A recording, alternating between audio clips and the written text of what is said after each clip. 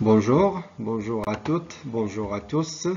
Aujourd'hui, on va voir le résumé, cinquième résumé physique, le dipôle RC. On va juste voir la première partie, condensateur et charge du condensateur. On commence. Premièrement, c'est quoi le condensateur? C'est la première fois que vous allez étudier le condensateur. C'est un dipôle électrique de symbole. Donc, de quoi il est constitué le condensateur? Nous avons deux armatures, voilà ici, des plaques métalliques conductrices, voilà. Donc, nous avons deux pôles, donc nous avons un dipôle. Les deux armatures, les deux plaques, c'est ce qu'on appelle les armatures.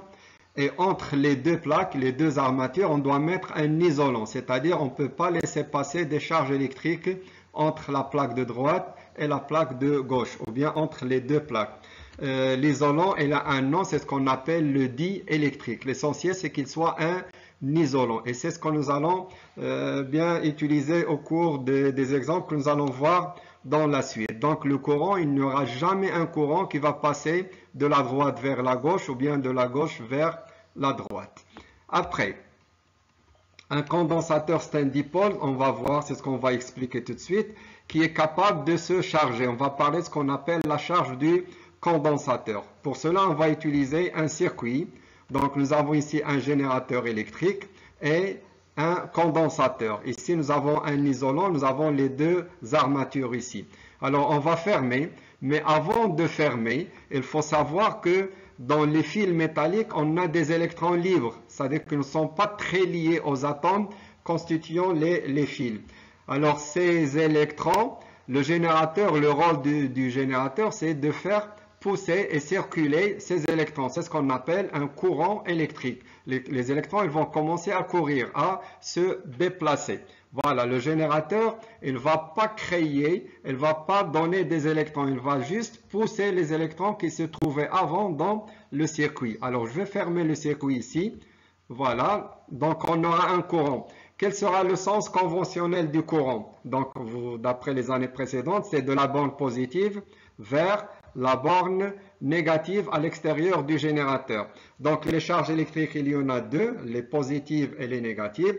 Les scientifiques, ils ont opté pour les positives, donc on va suivre le sens des positives. C'est ce qu'on appelle le sens conventionnel. Alors dans ce cas, voilà le sens du courant dans tout le circuit. Les électrons, ils vont circuler, si vous vous rappelez, dans le sens contraire. Pourquoi? Parce que les électrons, ils ont une charge négative. Donc ça, c'est le sens conventionnel du courant et les électrons ils vont circuler dans le sens contraire, le sens opposé, c'est-à-dire de la borne négative vers la borne positive. Mais la question qui se pose, est-ce qu'ils vont passer par là puisqu'on a dit que nous avons un isolant? Eh bien non.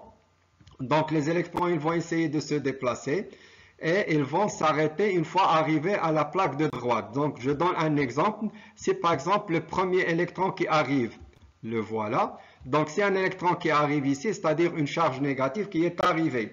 Donc, la plaque, elle a un excès de charge négative.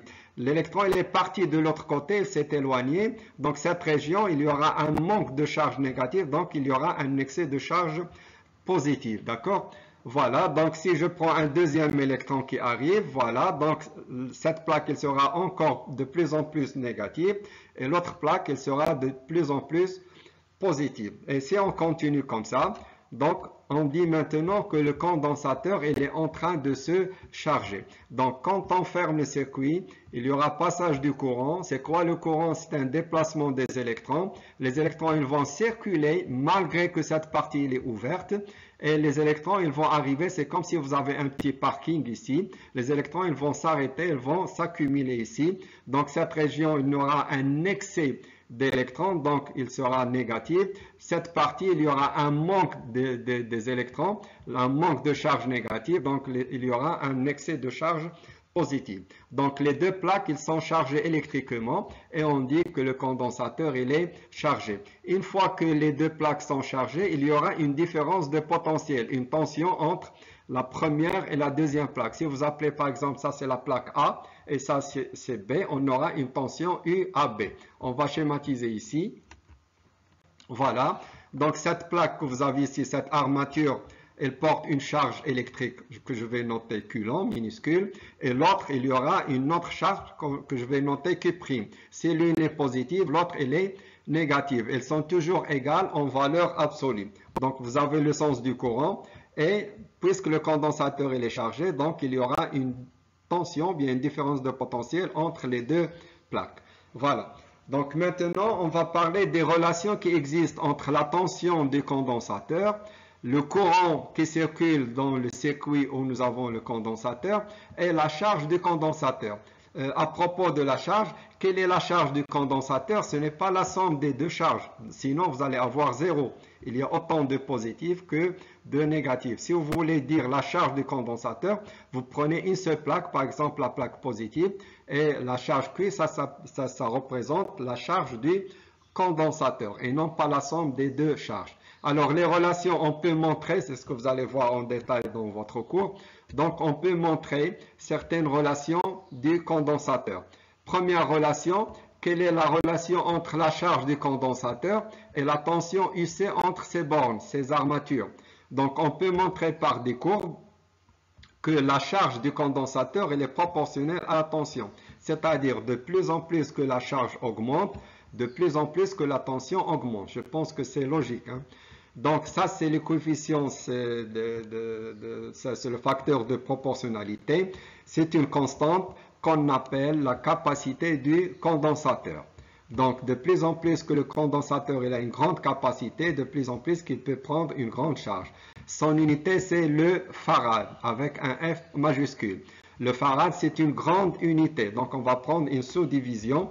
En général, on prend microfarad, 10-6 farad, nanofarad, 10-9, ou bien picofarad, 10-12. D'accord? Donc, cette relation à connaître par cœur. La charge du condensateur égale à la capacité fois la tension du condensateur. Après, une deuxième relation. Nous, on ne fait pas le cours en détail, d'accord? Je donne juste l'essentiel du cours. En convention récepteur.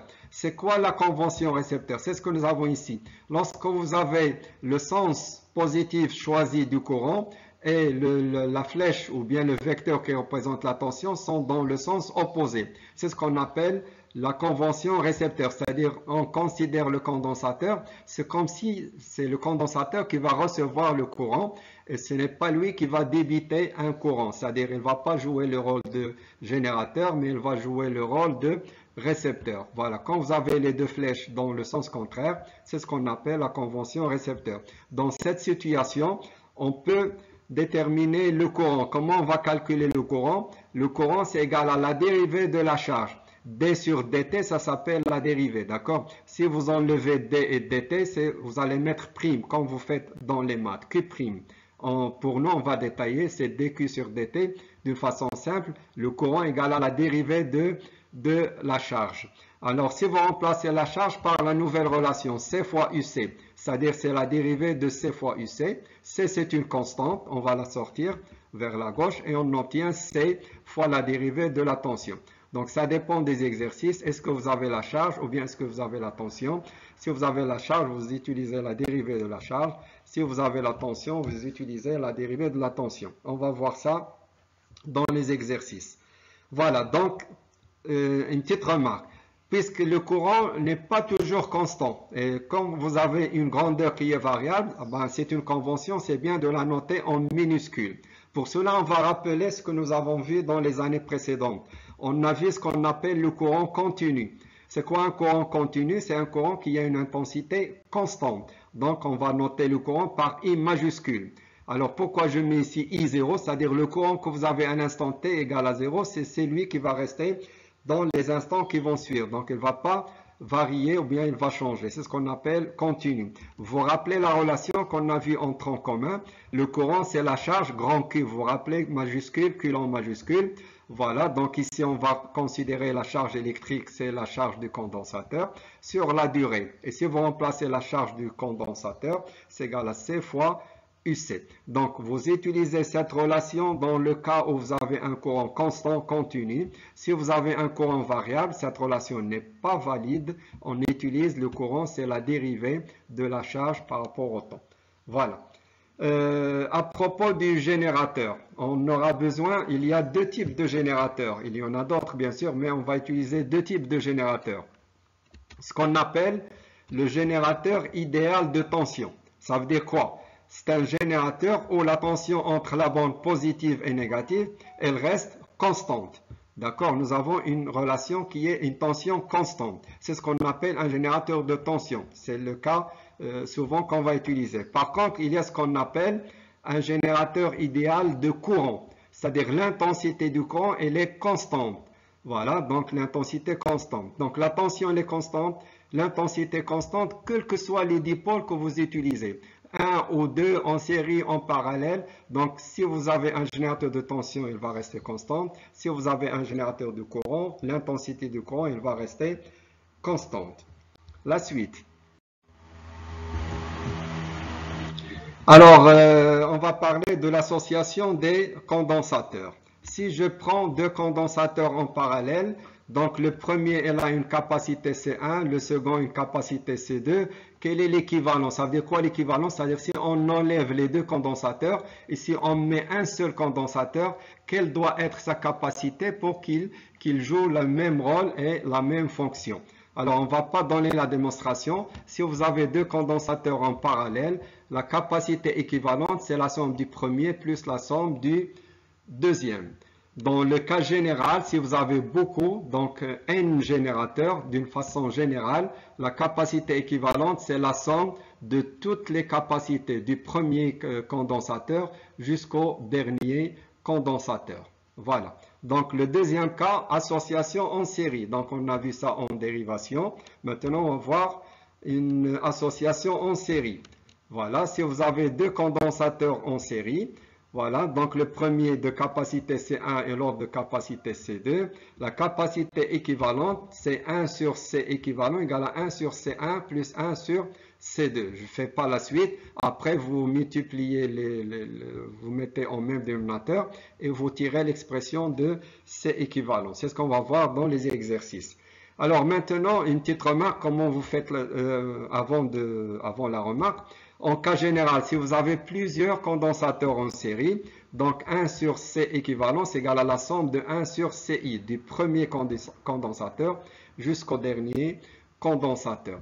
Alors, dans le cas, comment on peut démontrer ça? Donc, vous n'êtes pas censé faire la démonstration. C'est que lorsqu'on a en parallèle, on a la même tension. Et le courant I, on fait la loi des nœuds. I égale à I1 plus I2, c'est-à-dire la charge totale égale à la charge Q1 plus la charge Q2.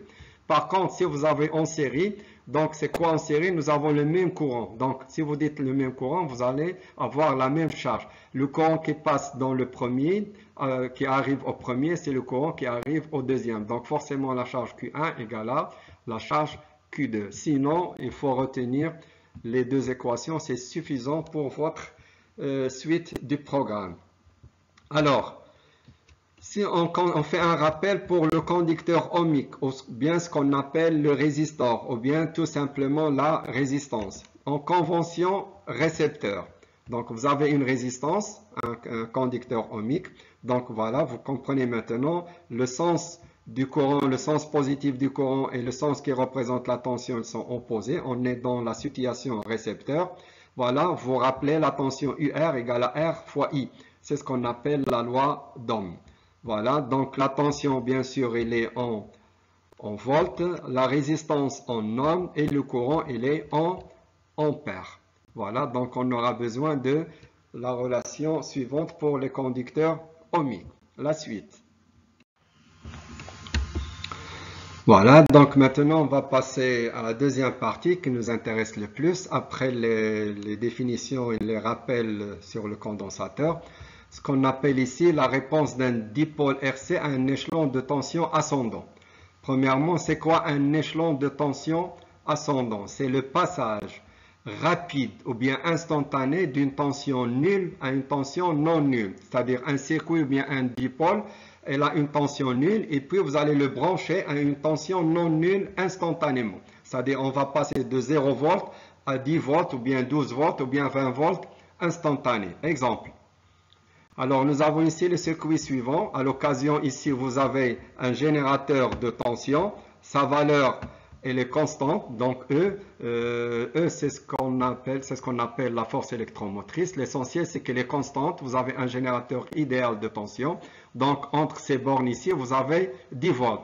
Par contre, ici, le circuit il est ouvert. Donc, la tension entre la résistance et le condensateur, la tension entre les deux, le dipôle RC, c'est égal à 0. Alors, ce que nous allons faire, on va passer de 0 et on va le brancher à 10 volts. Eh bien, c'est ce qu'on va faire. On va effectuer un échelon montant de tension, d'accord, instantané.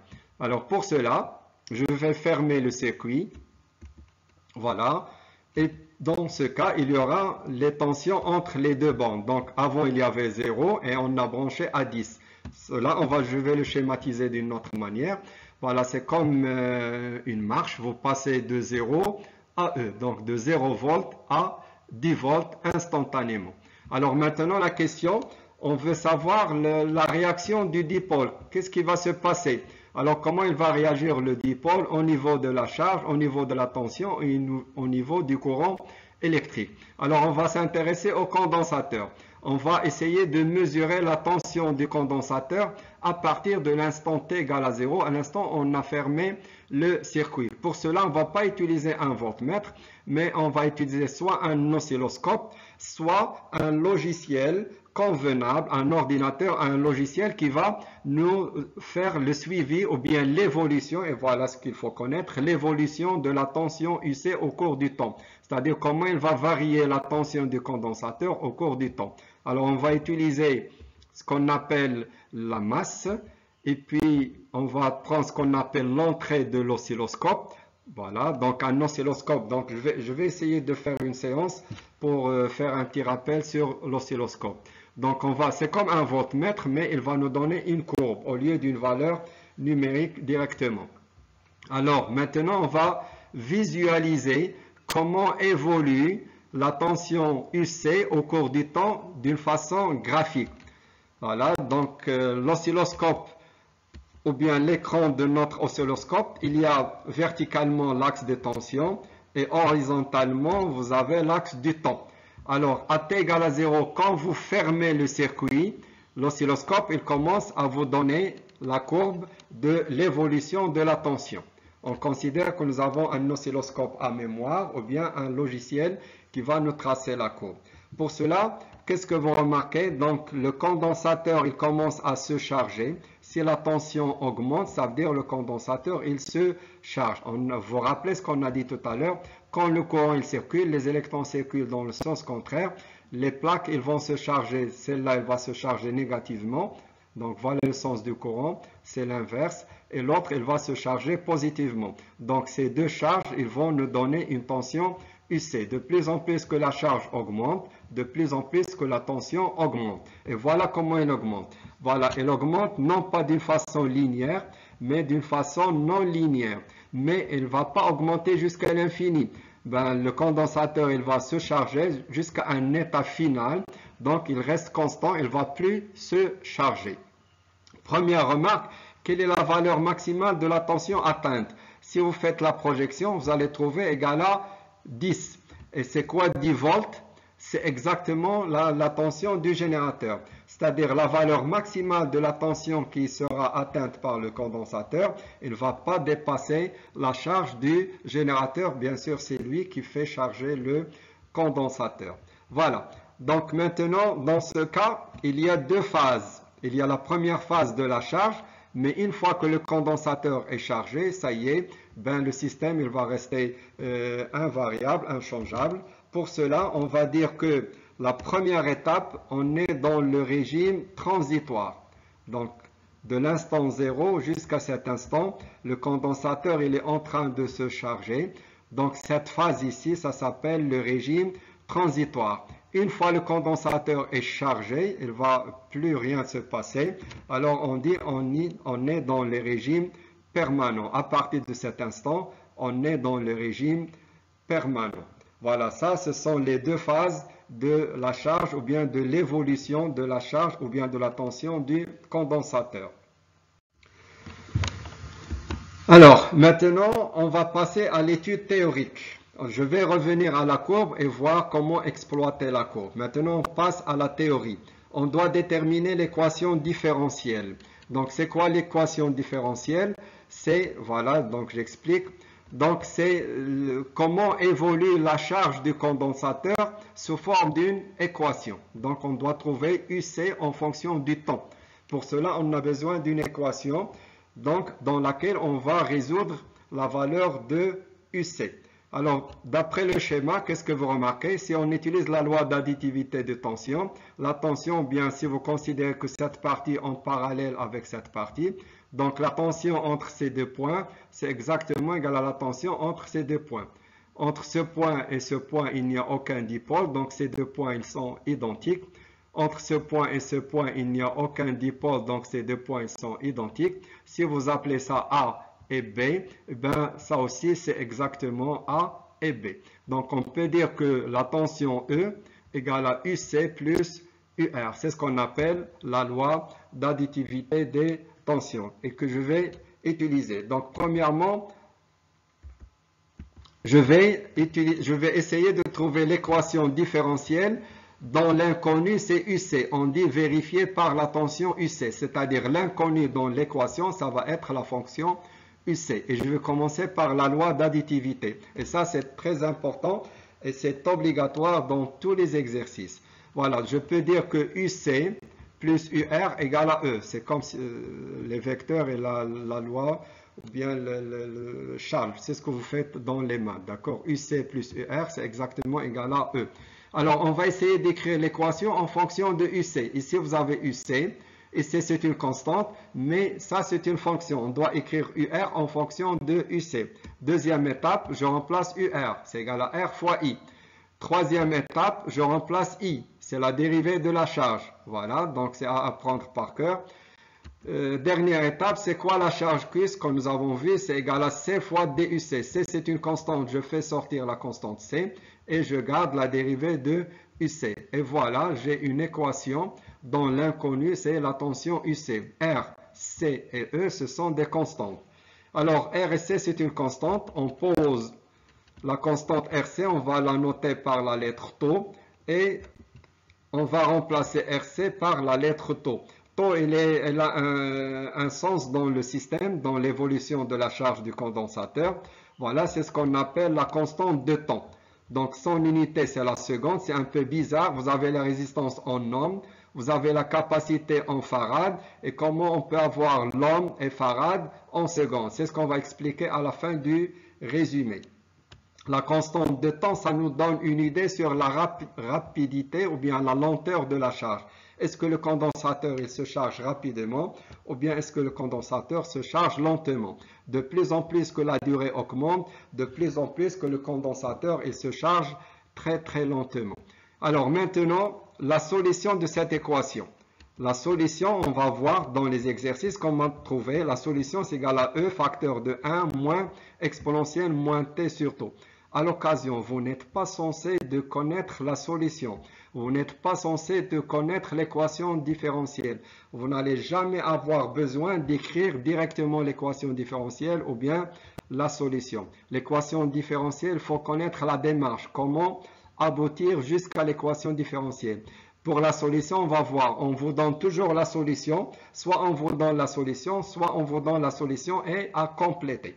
Donc, même si vous connaissiez la solution, vous n'aurez jamais l'occasion de l'utiliser directement.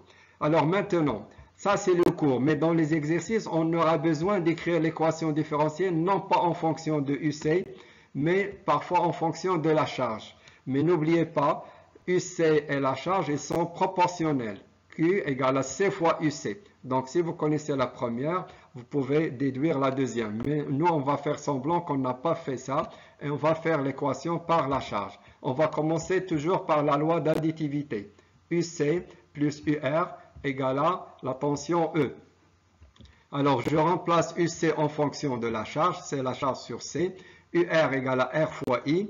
Et je remplace I en fonction de la charge, c'est la dérivée de la charge par rapport au temps. Je multiplie le tout par C. Alors, vous multipliez par C, vous multipliez par C, vous multipliez par C. Vous allez trouver finalement la charge Q égale à RC fois la dérivée de la charge. Tout ça égale à CE. Et on a montré, on a proposé RC égale à la constante de temps taux. Donc finalement, la charge égale à la charge plus taux fois la dérivée égale à C fois E. Voilà votre équation différentielle en fonction bien vérifiée par la charge.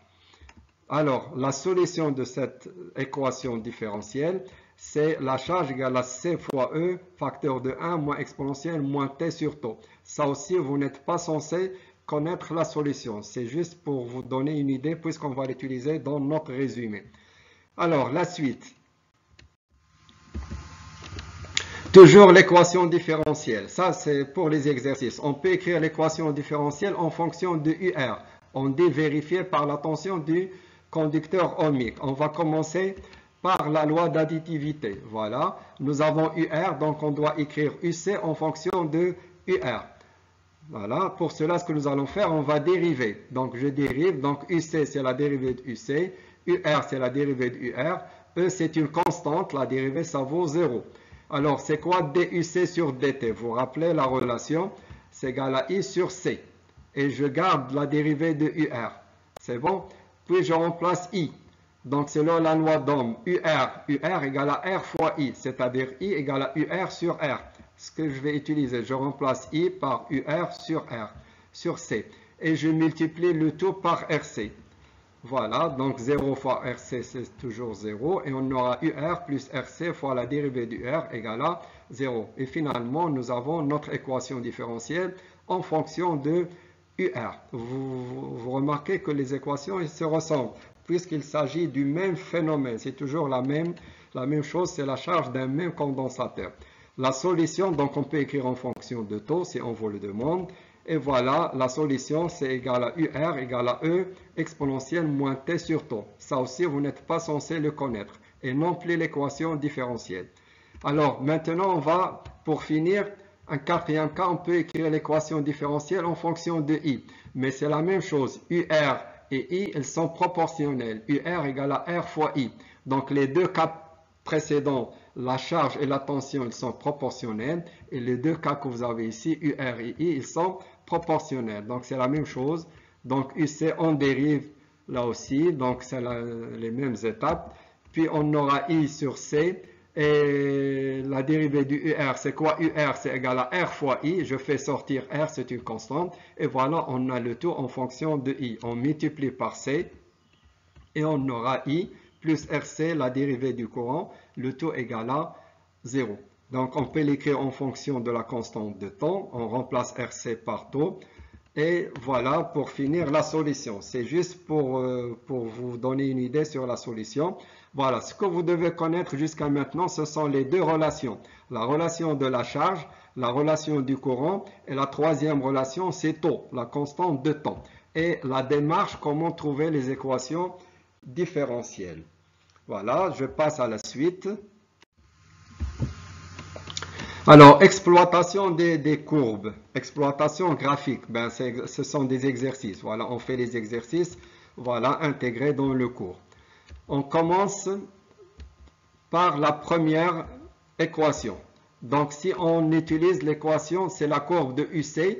UC et la charge sont proportionnelles. Donc, soit la tension, soit la charge. Moi, je vais prendre la charge. Ce que je dis sur la tension, c'est exactement, on peut le dire, pour la charge. Ce n'est pas la peine de faire les deux courbes. Je choisis une seule, puisqu'ils sont proportionnels. Alors, l'équation, la voilà. L'équation UC, c'est égal à E, facteur de 1, moins exponentielle, moins T sur taux. La courbe, elle est donnée. On peut l'expliquer tout simplement. Comment il commence la courbe? Si vous prenez AT égale à 0, exponentielle 0, ça fait 1. Et 1 moins 1, ça fait 0. Donc la courbe, il commence de 0. En régime permanent, c'est-à-dire plus loin, on va dire à l'infini. Donc si vous remplacez t par l'infini, vous allez avoir exponentielle moins l'infini. Ça fait 0. Donc on aura e fois 1. C'est-à-dire la courbe, elle va commencer par 0. Elle va finir, e fois 1, ça fait e. Et à l'infini, c'est égal à e. Donc nous avons déjà vu ça. Donc je vais juste le reprendre. Voilà, la courbe, elle commence de 0. Elle va en régime permanent à la valeur de e. Alors, qu'est-ce que je vais exploiter ici? Comment on peut déterminer la constante de temps graphiquement? Graphiquement, comment on fait? On prend l'asymptote du régime permanent. Voilà, l'asymptote qui correspond au régime permanent. et on trace la tangente à t égale à 0, la tangente à la courbe à l'instant t égale à 0. Le point d'intersection, vous prenez son abscisse, vous faites la projection, voilà. Le point, l'abscisse que vous allez trouver ici, c'est exactement la valeur de taux. Je reprends, vous tracez l'asymptote au régime permanent, puis la tangente à t égale à 0, dans les examens il est donné la tangente, ce ne sont pas les élèves qui tracent la tangente, et puis le point d'intersection, vous prenez l'abscisse par projection, la valeur que vous allez trouver ici, ça correspond à la valeur de taux, ce qu'on appelle la constante de temps. Il y a une deuxième méthode, donc c'est théorique aussi, vous prenez la valeur ici, vous prenez 63% de cette valeur. Si vous avez ici par exemple 20 volts ou bien 30 volts, vous prenez cette valeur 20 et vous multipliez par 63 ou divisez par 100, c'est-à-dire 0,63. Voilà, donc je prends cette valeur et je prends 63% de cette valeur. Vous faites la projection, voilà. Voilà, et puis vous faites la projection, vous allez trouver la même valeur. Donc je ne vais pas faire la démonstration, vous allez voir ça dans le cours. Vous n'êtes pas censé connaître la démonstration, les élèves doivent connaître la valeur. Donc vous prenez cette valeur, vous multipliez par 0,63, ça veut dire 63%. Vous faites la projection et vous allez trouver taux. Ça c'est dans le cas où vous n'avez pas la tangente à t égale à 0. Donc vous avez deux méthodes graphiques. Soit l'abscisse de l'intersection de l'asymptote et la tangente, soit 63% de la valeur maximale. Pour le deuxième cas, le courant. Alors, je vais prendre la courbe du courant. Le courant et la tension UR, ils sont proportionnés. Soit je prends UR, soit je prends le courant, c'est la même chose. Moi, j'ai choisi pour vous le courant. L'expression de son équation, le courant égale à E sur R, c'est ce que nous allons voir dans les exercices, exponentielle moins T sur taux. Alors la courbe à T égale à 0, exponentielle 0, ça fait 1. Donc la courbe I à T égale à 0, elle commence de E sur R, ne commence pas de 0.